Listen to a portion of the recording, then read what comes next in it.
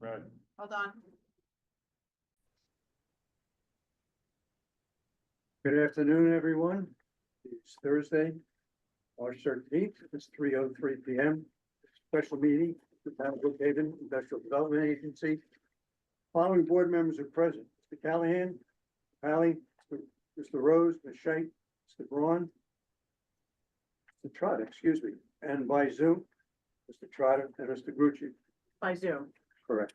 I'm gonna repeat a bunch of stuff because as you can tell, Joss isn't here. And so I just want to make it as easy as possible for her when she does the minutes. I have the little recorder going, but if you hear me repeating stuff that I normally wouldn't point out. Okay. I thought Lisa and I would kick it off in a little bit of background. As Felix might remember, I worked in Patchogue from 1974 to 1980. And in that period of time, storefronts, there were probably 40 to 50% vacancies. There were probably a handful of bars, diners, and restaurants. The town was in deep trouble. The mayors that I remember back in those days were Bob Wallbauer and Norman Lectrick. And some people may remember that Norman's brother George sat in this seat probably from founding in 1971, I think, for at least 10 or 14 years. Then he was the planning, That he was the planning board chairman. I think things turned around when Paul Pontieri got where he is. If you look at the village now, it's vibrant. There are restaurants, eating establishments all over town. There's housing development. He has managed to get sewer extensions both east and west. We've got projects on the east that are actively being built as we speak. The west is being developed. This project, if completed, will turn out to be a wonderful bookend, the west end of that. Let me turn over to Lisa for some specifics, The mayor always says the big problem he has now is not enough parking. which is a good problem. Yeah, nice problem. But so the only item that we have on our agenda today is Ferrandino and Sons. This is, just to remind everybody, a 262 unit residential project. It's on just over 4 acres. The plan, and it's on the south side of Montauk Highway, on the west end of Patchogue Village, west of West Avenue. Are you gonna shut her door? Thank you. The plan is for 2 4-story buildings. 10% will be affordable, 10% will be workforce. They plan to rehab the waterway, preserve and donate a historic building. The project is about $160 million, and the result will be 5 FTEs. If I could, unless you got something else. I was just gonna say that. So, go ahead and do the recap. Yeah, I just want to talk a little bit about our UTEP or Uniform Tax Exempt Policy.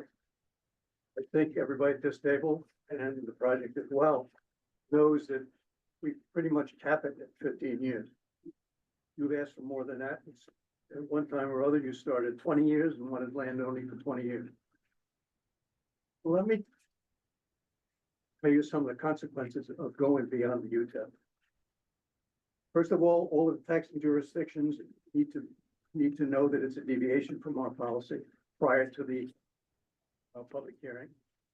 And my concern is, from a broader standpoint, what I would call pilot creep, pilot crawl, or whatever you want. How about pilot Attorneys in- stampede? The attorneys on Long Island that are familiar with the IDAs belong to a fraternity with limited membership. The word of a deviation to our UTEP would get around. And it's like the latest bottle of bourbon coming out of Tennessee or Kentucky, everybody's gonna want one.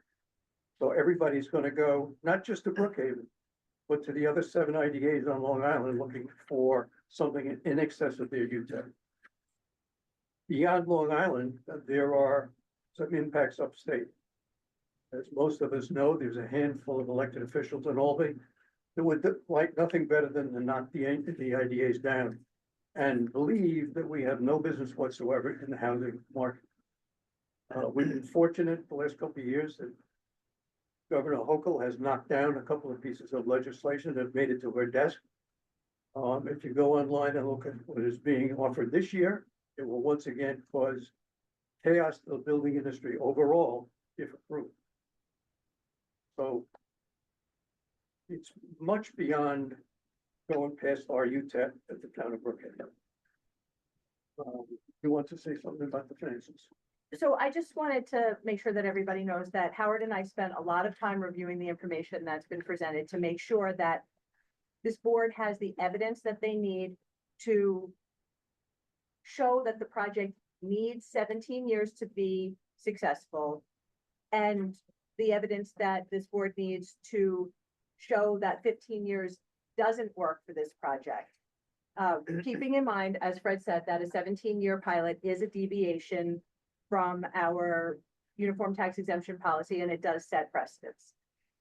What we received has been inconsistent, and there's been a lot of discrepancies, and that leaves me uncomfortable that we don't have what we need to evidence in a way that we can use it later on to say to the next project that comes in, your project wasn't able to show this, but they were. I can outline them, the things that make me uncomfortable if you want.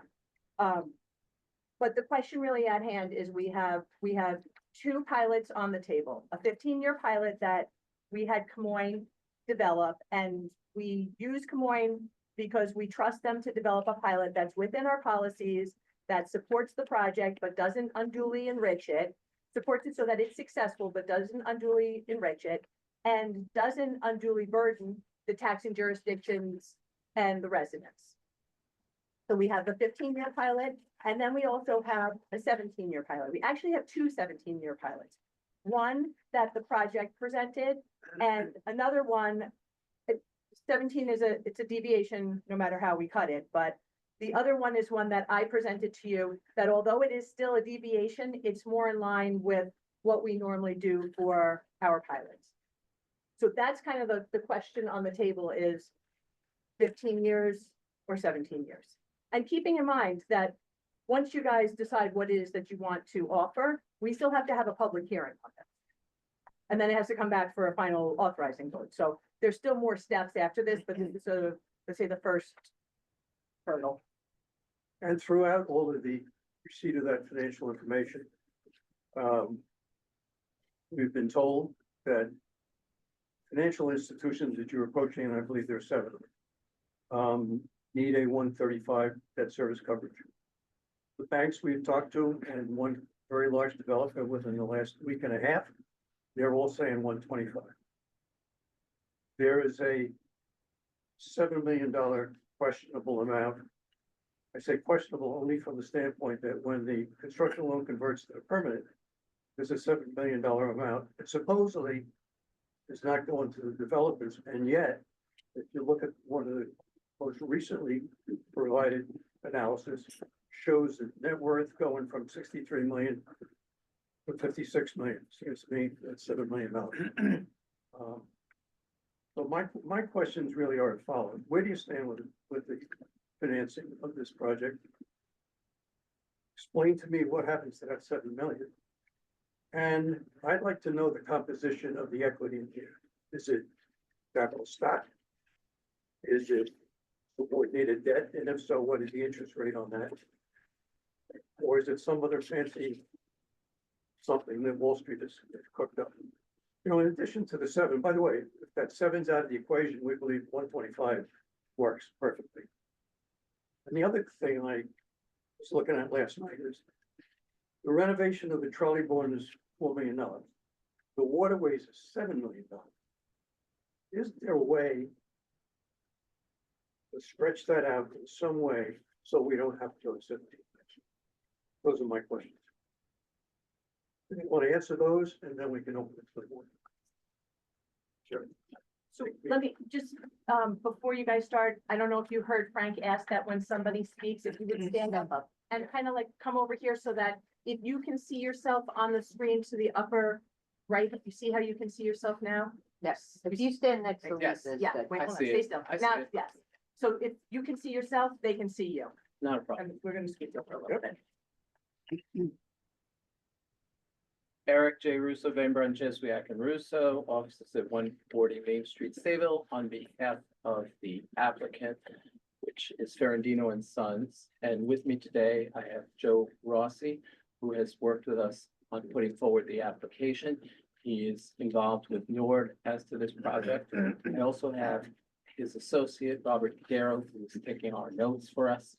And with them, I also have Kevin Grims, who provided the economics that we presented to the board and developed them, and also reviewed the Camoin information, and our other colleague, Dan Deegan, who's also with us today. As to your questions, what I would then recommend is I'm going to allow Kevin Grims to respond to your questions, because he's done a very detailed analysis in order to try and address some of those concerns which we've heard that have been surfacing and trying to figure out how best to respond. So I would just turn it over to Kevin, let him introduce himself and go from there. And we thank you for your time today and going through this, and we appreciate it. And yes, there is a time crunch in terms of this. And I understand that everybody's trying to work with us, and this has been going on. We have all the, as I've told you in the past, all the necessary municipal approvals in place with all the various agencies from the village to the county, to the state, in terms of financing and other opportunities for both the affordable, the workforce, and the 262 units. So I thank you. Good afternoon, Mr. Chair, members of the board. Kevin Grims, Grow America. Grow America is a national nonprofit that provides advisory services to municipalities, economic development, finance, consultant. Might speak a little louder, Kevin. Sure. To address the questions, let me just go briefly, if I could, review the development program. Ms. Mulligan did a good job of reviewing the development program. Again, 262 units, 20% of the units are workforce, or 10% workforce, 10% affordable. There is a modest amount of ground floor retail, and the carriage house is being contributed, and that will be reactivated for the Chamber of Commerce. In terms of the development budget and the capital stack, to address your question, Mr. Chair. So the updated development budget is now $160 million. We had previously completed reports where that budget was a little bit higher. The developer was able to achieve some cost savings based upon the numbers that came back from the contractor. But with the development budget at $160 million, a few things to point out about that. It's a fairly high development budget just in terms of costs on a per square foot basis, costs on a per unit basis. Per unit cost, if you look at the 282, that's more than $600,000 a unit. So you need very, very high rents to be able to cover that development budget. There's a reason why the development budget is so high. There was some mention of some of the extraordinary costs. The Riverwalk, the sewage treatment plant, and also structured parking. Structured parking is kind of a lot more common, especially for downtown development. Unfortunately, you can't accommodate the parking needs with surface, so that's a very high expense. At roughly $35,000 per space, you have the Riverwalk expense, and then you also have significant site costs. So that's why you have very high development costs. That's what creates the financial balance. But there's a lot of civic improvements that is part of this development budget for the town and the village. In terms of the capital structure, even when the development cost was a little bit higher than this current $160 million, the capital structure was 60% debt and the rest equity of 40%. I don't know the exact composition of the equity, but most of that equity is being raised by an outside investor other than the developer, and I'll have Mr. Rossi address that. Despite the composition of the equity stack, it's still the development budget with $160 million. That equity is still at $63 million. So we underwrote this and we did our analysis based upon that construction loan being $60 million And yes, that's going to be that's going to be converted to a permanent loan. But honestly, with the construction loan at $96 million, we didn't see the ability to convert to a higher amount because the metrics with that $96 million construction loan was tight. I have in the stabilized year 3, when it does convert to permanent, the debt coverage ratio only being 1.18 at $96 million, 60% of cost. So the fact that there's a possibility to convert to a higher amount, I didn't even consider that because the metrics don't work with that higher converted permanent loan. So I just did the analysis based upon the 60% loan being at $96 million.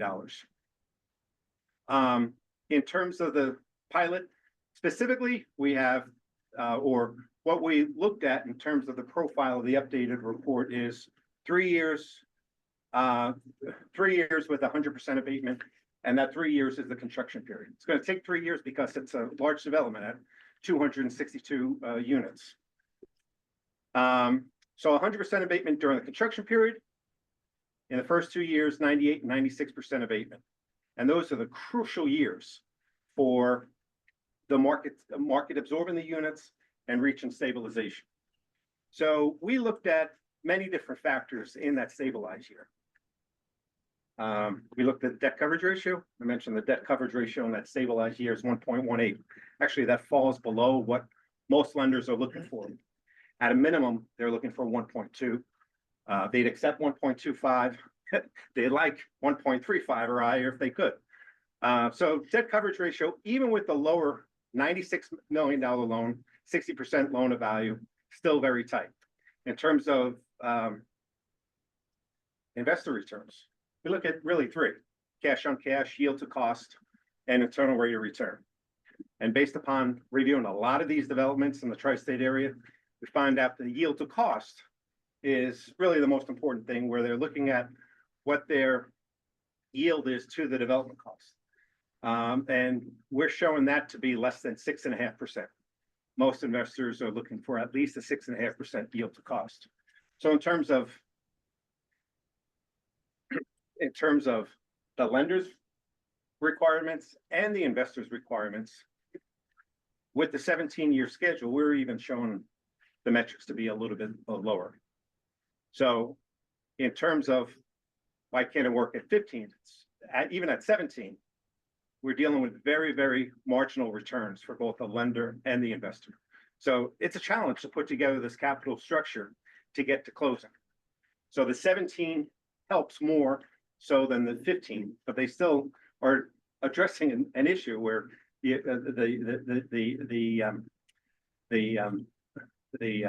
metrics are still tight. Over that 17-year period of time,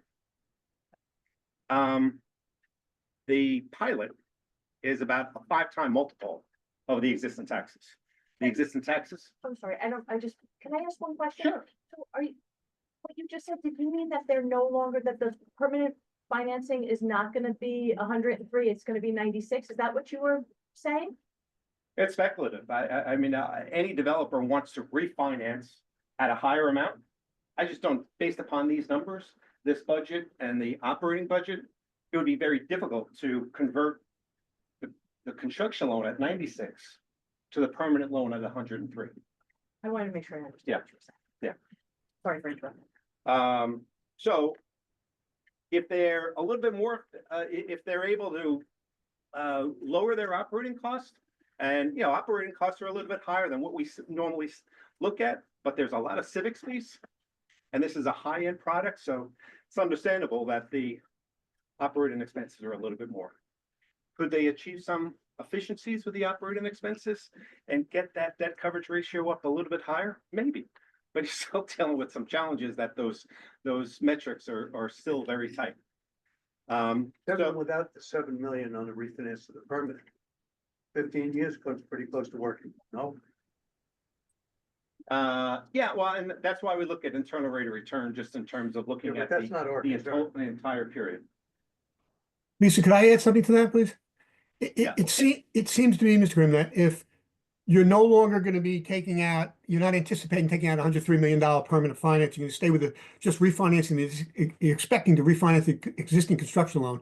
One, there will not be a reserve fund that was told to us that there might be a reserve fund I thought was a very high number, but so there won't be one because there won't be extra cash to do that.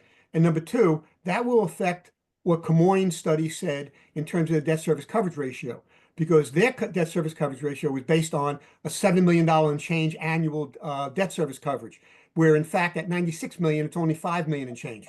So that'll affect it drastically. It'll be about 1.34 to 1.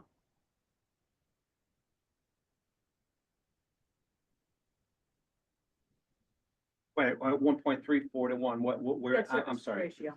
Oh, If you only refinance at permanent on takeout for 96 million, the amount of the construction loan, and not for the higher amount, then your debt service coverage ratio will be higher because your debt service will actually be lower than what's set forth in the projections. The projections show 7 million and change a year in debt service costs. But if you only do 96 million, it's 5 million and change a year. as I mentioned, we ran these numbers based upon the lower construction loan, and we have debt coverage ratios lower than 1.2. So with all due respect, when I ran the calculations on those numbers, they don't work. Not at the interest rates we were given. That the 7 million doesn't justify that. 7 million doesn't justify, I'm sorry. I'm not- I think if I remember, we were told that the permanent was, their projections for permanent is based on 5.89% per year. 2 years of interest only, and then a 30-year amortization schedule. I don't know when the maturity was. I don't remember. That's not relevant. But the 7 million and change that's plugged into the spreadsheets for debt service coverage is predicated on $103 million, not on 96 million. And therefore, if you reduce the amount of debt service you have annually, it increases your debt service coverage ratio. Okay, well, And I run the same numbers and I completely agree with that. at what interest rate? Whatever you added. 5.89 is what we were told by your client. On a permanent basis? Yes. Get that? It's totally, you have to get out. You have to come over here. Yeah. It's your permanent debt finance on your refi is totally speculative. I mean, if anybody in this room has a crystal ball for 5 years from now, please let me know. Mr. Rossi, with all due respect, you're the one who provided us that information. That's when we had to increase the cost of construction and land and everything else associated with the application. You have an email to Lisa that says, when she asked you the questions, that it would be the interest rates would, you didn't give us an interest rate during the construction because I assumed when you didn't, that meant that your construction loan included the borrowings for interest. They took the reserve fund for the interest on it. So you didn't really have an out-of-pocket expense in that sense. So there was no, and you had 0 for debt service coverage ratios during the construction period. But when it came to the rest of the period, you told us that it was 5.89%, maybe it was at 5.87%, but for 2 years of interest only, and then for the balance. You didn't say, oh, well, I'm guessing, I don't know. You said this is what the number was. That's correct. It's fine. And that's the number that Camoin used in order to do the market. projections on 103 million, which is not what we're being told today. Okay, so what's your point? My point is that your debt service coverage ratio is significantly higher. Probably works. It's not at all even remotely economically feasible. The only pilot that works under the current economic conditions for equity, debt, internal rate of return, under the current cost, under the land cost, giant public benefits agreement that we are giving back almost $40 million requires a 17-year pilot. First 5 years frozen, first 3 years frozen, 2% increase year 4, 2% increase year 5, and then until you were the Moines study at 15 years, about to 17 years. The only thing that makes it work, we have our equity partners lined up, we have our banks lined up.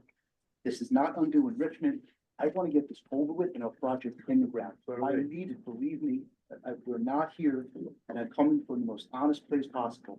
This is what's required to get this project done.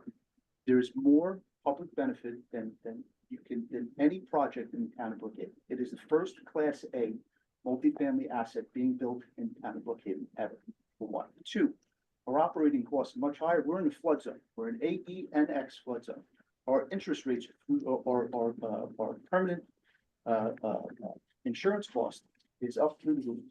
This is type 1A concrete steel superstructure with second level parking deck, 4 levels of wood frame construction thereafter. Stone brick, beautiful facade. We have a $7 million riverwalk that runs through the night. Site itself is made up of 9 parcels. We've been at this for 10 years, assembling all these parcels of land to get where we are today. We've jumped through hoops. It's absolutely insane what we've done. It is one of the most complex projects I've ever done. And some of these people standing behind me here today have done some pretty difficult projects with me. Garden City, 555 Stewart Avenue, where we had affordable, with all kinds of crazy different AMIs, done and completed. This is what we need in order to get this done. You said you had your investors lined up. Talk a little bit about that, please. It's a 60-40 LTC, common equity situation, okay? We have, one investor that is going to be writing the entire 40% equity check. And that's all predicated on what happens here today. So he's gonna write a check for 44 million, It's a very large institution. at 40% of 60. It's 40% of the total, 140% of $160 million total project cost. What's the equity check like? Every check size. 64. $64 million. Total. Okay, That go back to the is, question it's I asked. $160 million investment. Oh, we know. Into the town. We have in here that it's gonna create 310 jobs. During construction, there's probably gonna be more than 500 people running around the village, spending money in the bars, in the restaurants.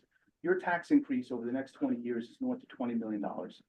We're doing close to, it's a $40 million benefit to the community. If you looked at the Des Moines study, you see the Rural America study, there's a graph that's pretty simple that shows what the community benefit is compared to what we're asking. We are in the most difficult times to do a project of this nature, period. Highest investment period, highest investment cost of interest rates. Common equity, your limited partner equity, is maybe at 10% capacity as they were 5 years ago. It is so difficult to find equity in this market. And if I can't give them returns, it doesn't work. Our cost of construction before COVID is 40% higher than it was prior to. And we're not putting a slab on grade, standard wood frame, low level finished building together. The units are, the free market units are 1,050 square foot average unit size. They're beautiful. The affordable units have the same finishes throughout the entire building. The entire building, it's beautiful. The cost is high because there's a lot of duplicity. They're 2 separate buildings. It's 108 units in the western building, in the eastern building, 154 in the western building. They have 2 pools, 2 gyms, 2 hot rooms, 2 saunas, 2 Peloton bike rooms. There's a golf simulator in the building. There's all kinds of things that we had to double up because we have a river running through the middle of our site. We're upsizing the sewer treatment plant lines. We have to move the sewer line that has an easement down the middle of our site, down Hammond Street, down Main Street. Mayor asked us to upsize it so you can have future development westerly down Main Street with more multifamily. I mean, the list goes on and on and on and on. Question, go back to the one he asked earlier. Composition of that 60 million, it's the equity contribution. What's the composition of that? And who's the equity investor? I mean, it's on our application. It's Ferrandino and Son, it's Ferrandino and Son Development is the general partner. And we're in charge of what goes on there. Ferrandino and Son is in charge of all the money that invests into that equity behind it. How is that equity broken up? The GP is 10% and the balance is an institution. But is it pure equity or is it Common pure equity. It's not pref equity. It's not debt. It's not cold, debt? No, it's cold, hard cash. It's an investment in ownership for the long term in the project. This project will be held long term, put in a REIT with a few other projects and held for a long time with a lot of pride of ownership and run really sufficient. being sold to a REIT? What's that? No, won't be sold to a REIT. It'll be put in the REIT eventually. There's a couple other projects, hopefully, yet to be determined. Joe, See can what I just make happens. a point? Can I speak? Yes, On this please. point? Well, Daniel Deegan, part of Joe's team, I've worked with Joe in other places. So I think one of the things people understand is that smaller developments, a lot of time you have a bank that lends the 60%, and then you have an individual or a small company putting in the rest of it. The equity investment here is an institution. The institution actually requires a higher rate of return than debt.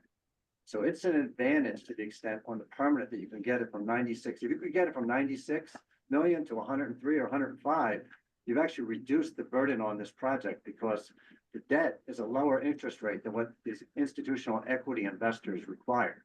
So it's actually, you have to look at it this way.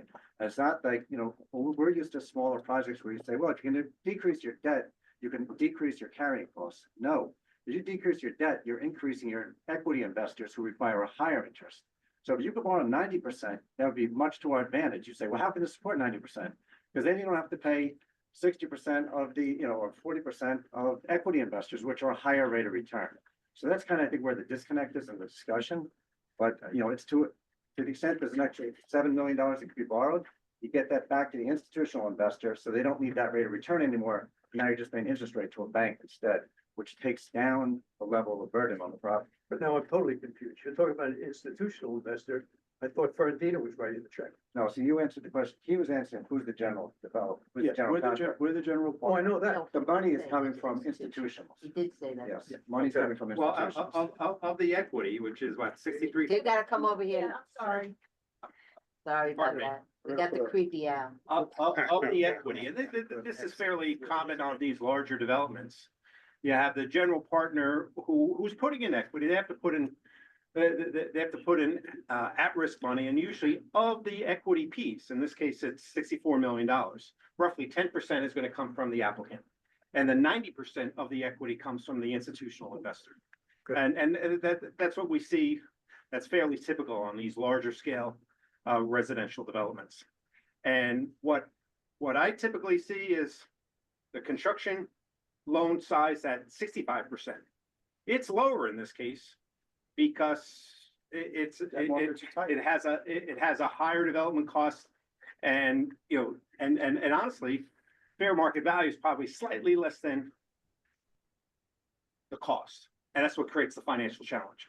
And the standard development the construction loan at 60 or 65%, that's going to be converted to 75% of cost based upon establishing the market, getting that income stream, establish the NOI, and then you refinance at a larger amount. What I'm emphasizing is the fact that this is financially challenged. And although that's normally a given, that you're going to refinance at a higher amount, it's not a given in this current marketplace. So we don't know what that permanent interest rate is, because again, it's 4 or 5 years. I think I underwrote it at 6.75. But I'm seeing permanent loans at higher than that right now. So per our underwriting, we didn't see an automatic conversion to a larger amount, underscoring the financial challenge of this development based upon its cost, based upon what the civic improvement contributions are to the development, and based upon the fact that you have limitation of what you can charge for market rate units, but it's a quality product and you have very high operating expenses. Therein lies the financial challenge. Therein lies the need for just a little bit steeper abatement as part of that pilot schedule.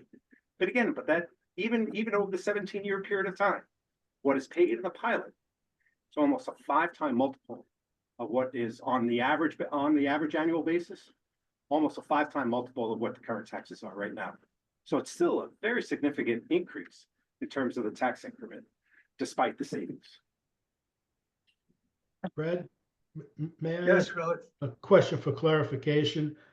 I heard the words being used, institutionalized lender.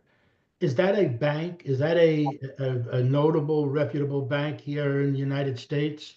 Yes, sir. Are you at liberty to say who it is? We have multiple banks that are interested in that we're vetting now, one of which is Bank of the Ozarks, another one is Webster Bank. But there are a few. You know, on the construction loan, because the equity contribution is so high and you're at 60-40 loan to cost, the banks are not the problem. It's not finding the initial, it's not finding the construction debt.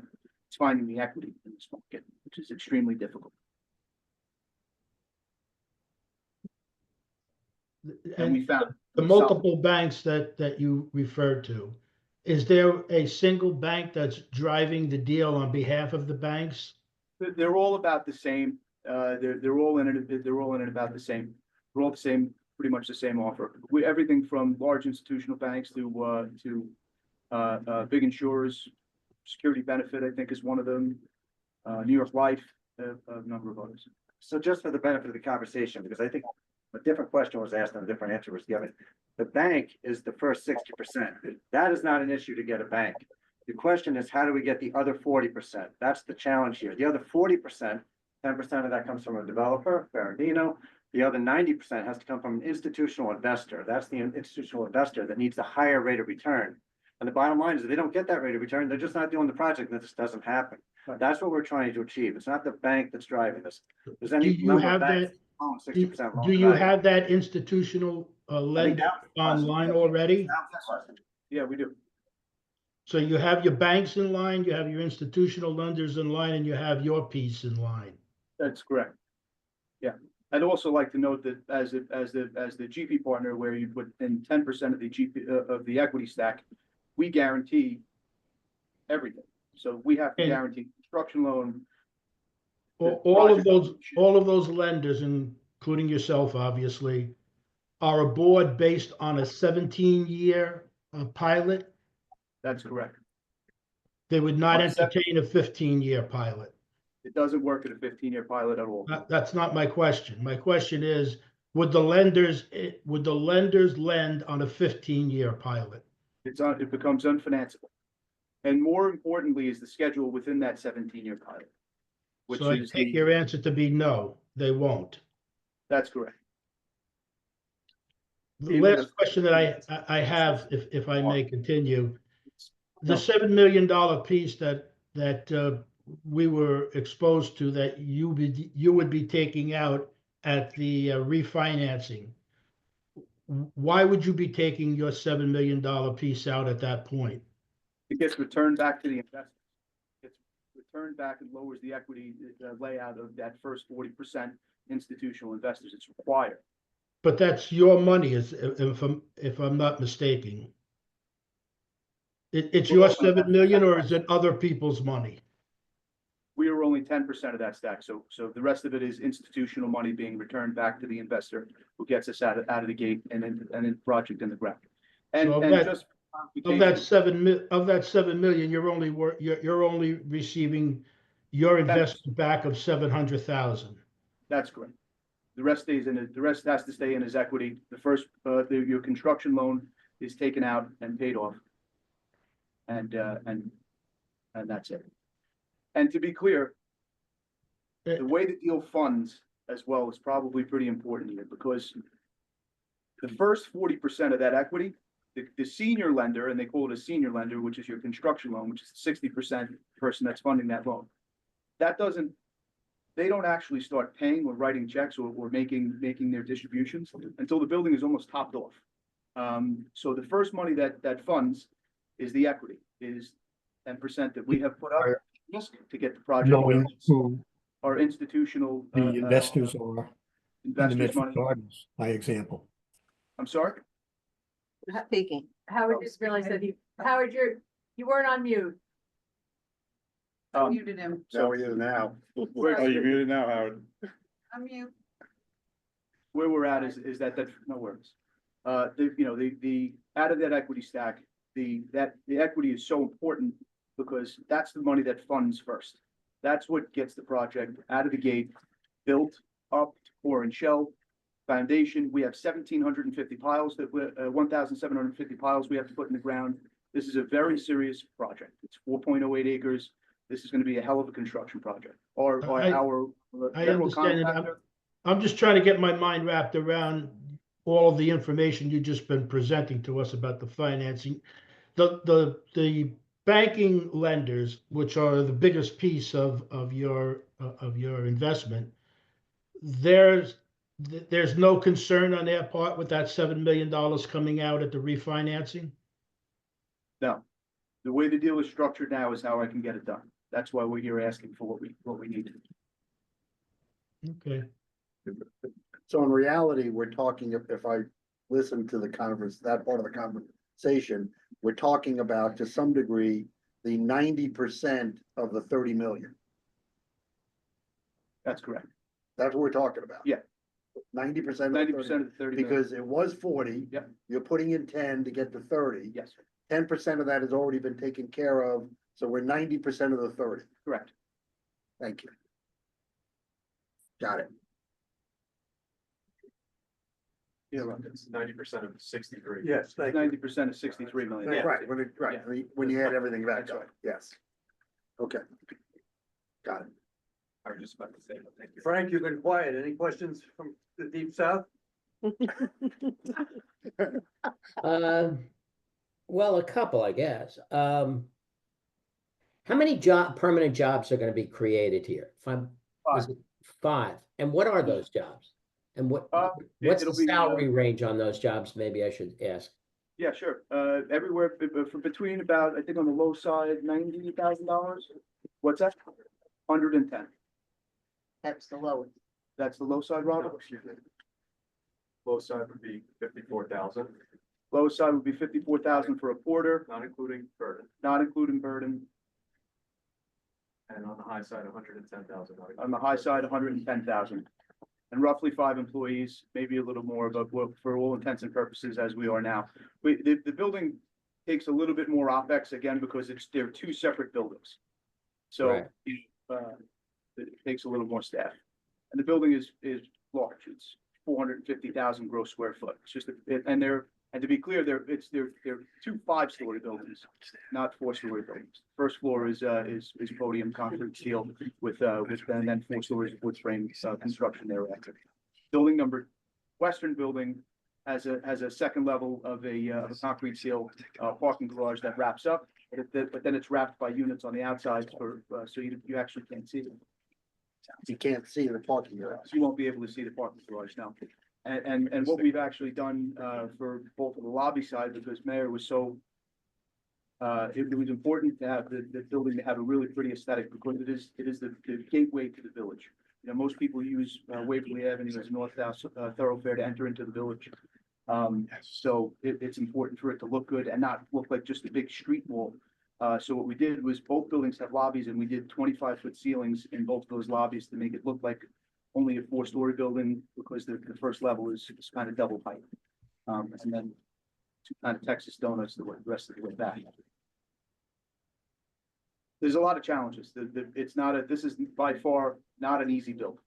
It's very difficult. The contract that we chose, we're very happy with. It's they're Petroselli, they're local town of Brookhaven residents. They have their business here. They've been doing business here since 1956. After vetting a lot of different contractors, we feel very, very comfortable with them. They saved us a lot of money. That's why the budget got down to where it is today. And the numbers came down substantially. It's kind of par for the course when you're going through developments like this for the budget to whittle down as you get closer to closing. And yeah, the village also, there was, as we went through this, the village, we had some substantial fees, and Mayor Pontieri and his team have been absolutely unbelievable in working with us and reducing some of those fees down to make the project a little more feasible from a municipal standpoint. One thing that wasn't really mentioned is the Patchogue Village Chamber of Commerce has probably more than 600 members. They're really great, very helpful in getting the project approved. The Carriage House building that we're recreating the historic building for on the west side has about 540 square foot of office. We're giving that to them at $1 a year rent. Over the course of, I don't know, the next 10 years, probably close to $800,000 in value. We're not charging them anything. They've done such a good job. The original application was, what was the date on the original application? When did that come in? And that was, at that time, you were talking 15 years, is that correct? No, the original application was always a 20-year pilot.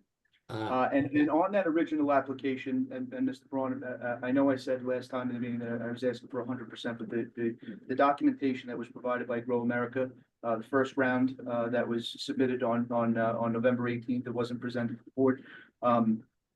That documentation said that we asked for a 20-year pilot with the first 5 years frozen, a 10% increase, and then 2% annual increases for the next 5 years, a 10% increase, and so on and so forth throughout year 20. And that's what we requested the first time. Okay. And that was before we were able to get substantial cost savings, because we saw that there was some trepidation from the IDA as to giving a pilot of that nature. And then we got our Camoin study back, and it didn't make any recommendation as to what pilot to go to. It says it right in the first part of the document. And it was very clear that the financials that the 15-year pilot offered under the current financials doesn't work. And so we came back with under the new numbers, what works. We ran it by our partners, we ran it by our banks. Joe, I'm gonna just, Let's not go over this. I think I think maybe our board needs to discuss more things. Do you guys have any other questions for them? The only other. No, the only thing I wanted to add up is that on March 26th, Suffolk County Legislature is approving the $945,000 finance. And it's going forward. It was confirmed by County Executive Romaine as well as County Legislative Forum. So Is that a loan or a grant? it's a loan. It's a loan. 945,000. Over how many years? 30 years. And that's that's to help with the 10% of 10% that will be placed into service at 80% of AMI, those affordable units. So that comes from their workforce housing fund. So helps a little bit to offset the loss of valuation for the workforce units. Joe, can I ask you a quick question? Yes, sir. How about if, hypothetically speaking, if you were to move forward with all the figures that you have right now at a 15-year, at what point does that project become unsustainable and not be able to get finished? I can't get financing for the 15-year. It's not investable. I can't get our bank to finance it. It doesn't work. I can't get out of the gate. The project doesn't fly at all. So it dies on the vine right here. It dies on the vine right here. This board right now has the ability to either crush the project, effectively crush my business, or move forward. But I will remind you that you've said that each time the 20, that was had to be. Under the old numbers at $170 million, and then we got a reduction, and then we asked for a reduced pilot. We have a letter from March 3rd that says without the pilot that was presented on March 3rd, it wouldn't work. And then on March 11th, we have a different one. I'm One having a under one hard set of time to numbers and one on the understand. other, the updated set of numbers, like I said. Are you guys, do Are we you, ready any to other vote? questions? Yeah, I have one. Go ahead, Frank. Frank? Yeah, you talked about, some of the things that the village required and some of the community benefits. Do you have a figure on them? You talked about the river walk and what you have to do there. Talked about the carriage house and renovating that and giving it to the chamber. You talked about increasing the capacity of the sewer because the mayor wanted you to do that to be able to provide additional capacity, I guess, for other growth. You looking for a number on that, Frank? That's what I'm kind of asking if It's in the feasibility package that's there. We have a whole breakdown of all the hard costs that are associated with the project. I'm just trying to get a sense, as a former mayor, I understand the community benefits that the mayor asked, and I understand the importance of how the structure looks as the entrance to both Main Street and Waverly Avenue. And I understand the other things that have been requested. I'm trying to get a total number on that and, Yeah, I could do some addition here if you gave me about 10 minutes, but I thought maybe you could do it for me. 40 million, Frank, if you look at page 15, it includes full IDA tax over pilot term. I can give you the numbers, but it totals to 40 million. Estimated value of affordable housing, the Riverwalk improvements, the carriage house preservation, the carriage house office donation. It says town building fees, although I think that's actually village, and then the IDA fees. Okay, thank you. And that, It's on page 15. so that's a summary of all the. I got a whole pile, Lisa, with all due respect, I have a whole pile of things here, so, and I've tried, excuse me, and I've tried to read them and try to digest as much as I can, but you know what? I can't grasp it all during a conversation, so if you could provide that to me as you have, I appreciate that, or they. Thank you. Right. Frank, it's 40 million, and just if you want to look at it, because sometimes I have a hard time when people read things to me. I got, You don't I know. got an iPad going over here. I got you going in 40 front of me, and I printed out, just so you see, that I am interested in the project. Over here, I printed out the application. So I'm trying to be as well versed as I can, and I'm trying to keep up with all the conversation. And it's not always easy, especially on a complex one like this. Thank you. You heard the number is 40 million, Frank, yes? Got it. Okay.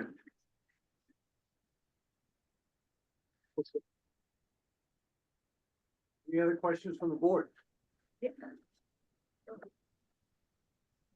Anybody care to put a resolution on the table? I'll put a resolution forward granting the applicant his request of 17-year pilot. I'll second. Can I just ask which 17-year pilot are we talking about? I'm not sure there was more than one. There One that was, was prepared and one that they provided. The 17-year pilot as requested by the applicant. Is that more definitive?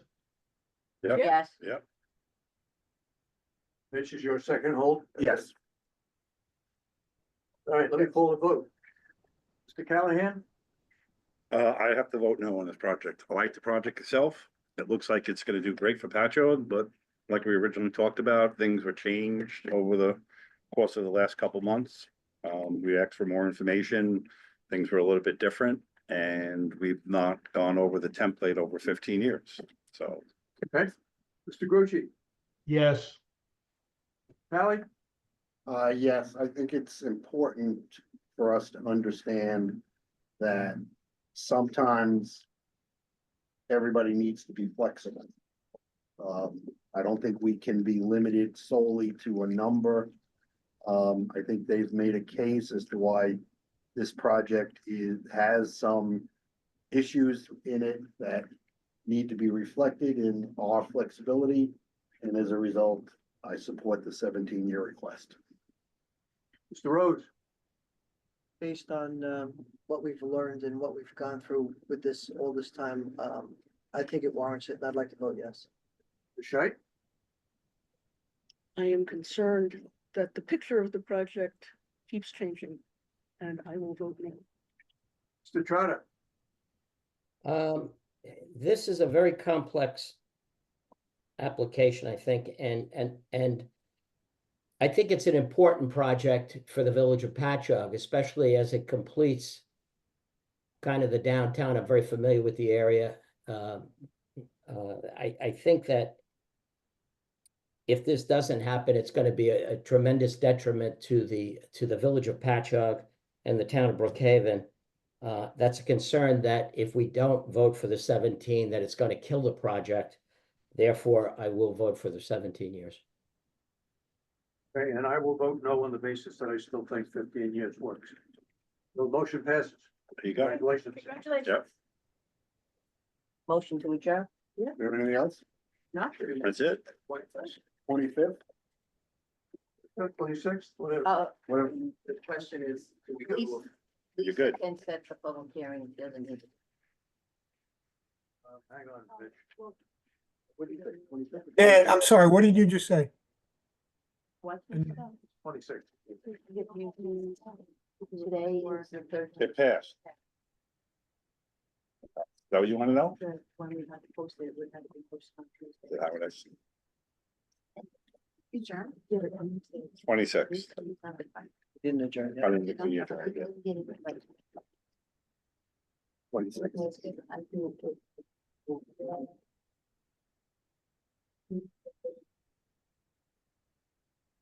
Lisa, are we finished? Yes, we're adjourned, Felix. Thank you. I have to run. Bye, everybody.